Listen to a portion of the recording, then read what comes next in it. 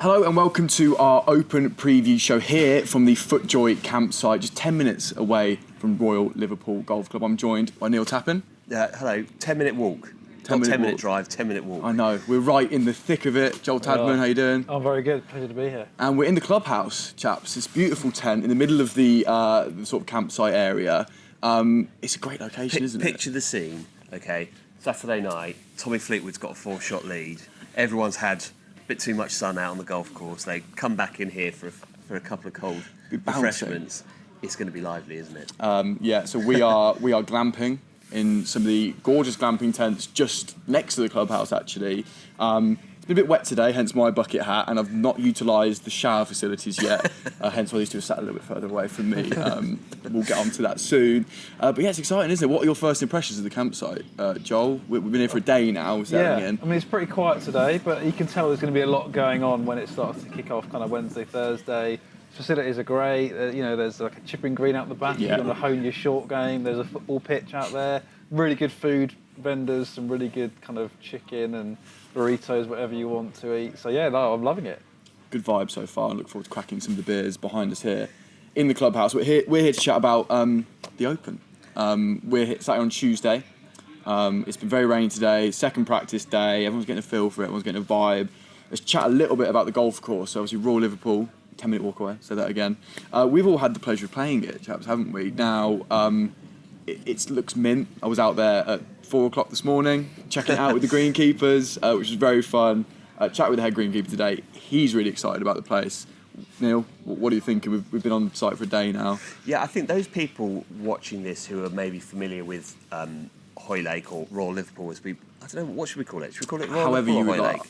I'm more of a Royal Liverpool man. Okay, yeah, I'll say the same thing. Yeah, for those of you who are familiar with Royal Liverpool, I think from the last two Opens, I think you might be surprised by actually how different it is. They've made some changes to the golf course, including a new hole, which I know we'll come on to in a bit. But there's also some really well-designed, very aesthetically pleasing kind of waste areas that they've added to the golf course, and I think that they've made it more interesting to look at. Mm-hmm. I think we will wait and see on this front, but I think they've probably made it a tougher test as well.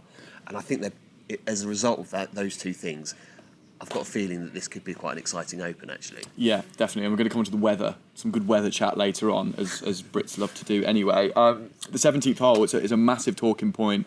It's brand new. It's called Little Eye. It's a brute. And I've been chatting to some players today about it. They've had a couple of practice rounds.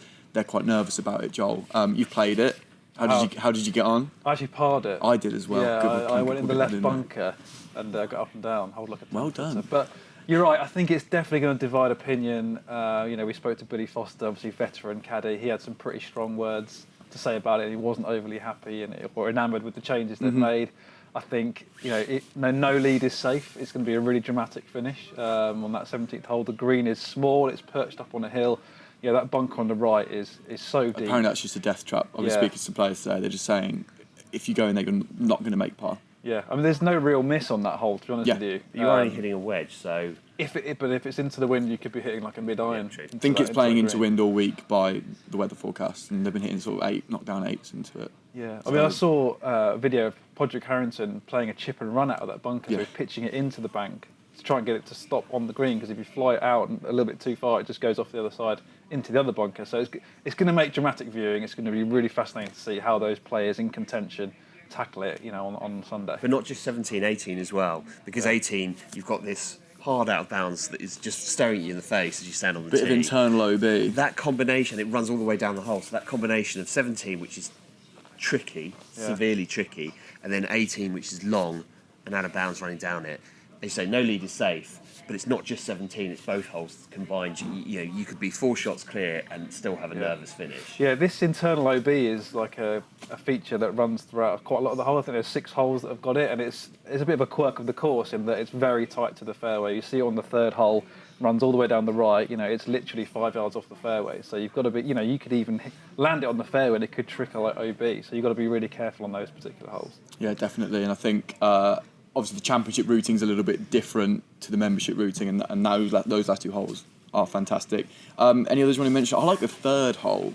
You just mentioned it. Internal out of bounds on the right, big dog leg to the right, sort of long iron in. No, not today. And what was it today? Well, we saw some of the pros hitting drivers over the corner, making it look question. like Is that doable? a total. Yeah, I mean, I think they had like 60 yards into the green. Yeah, but Just chopping the corner off. Don't know whether under the pressure of Sunday afternoon you're going to want to do that. Having said that, they always surprise me with what they take on. Yeah. And I do believe that they all think that in order to win, if you're in contention, you've got to keep your foot down. You can't let up.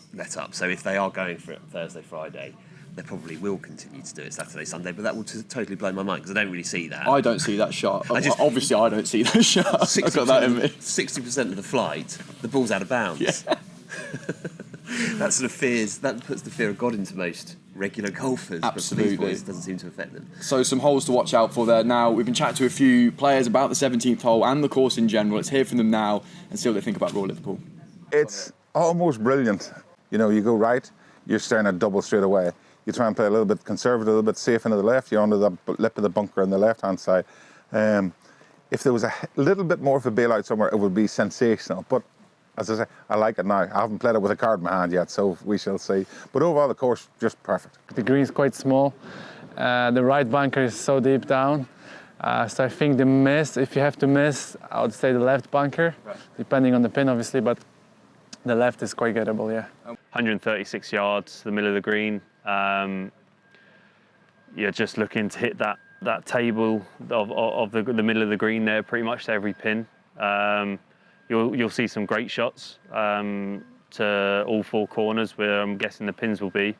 But your main focus is just hit that green and have a chance at birdie. Yeah, you're going to have to be very precise. It's a very small target to hit, especially with it's going to be into the wind, so it's going to make it even more difficult.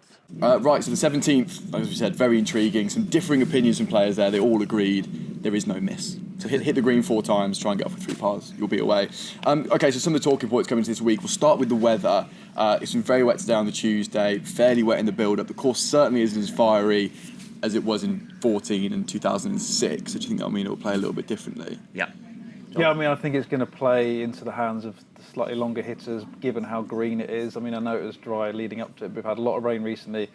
It's going to rain today, and it's going to rain on Saturday as well. So I think it's not going to play as firm and fast as maybe the R&A would want it to play.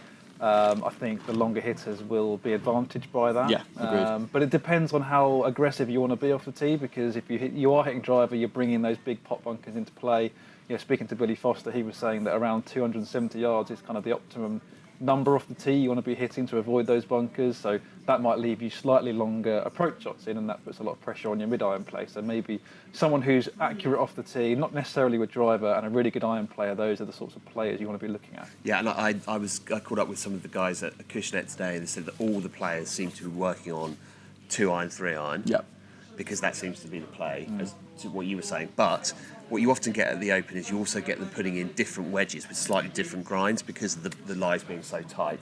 That's not happening this time because it is that bit greener than you expect at the Open. So they're not having to make any adjustments with the wedges, but they are looking to make adjustments with 2, 3-iron, which even if it is playing longer because it's green, still clearly, it's one for the sort of long iron ball strikers.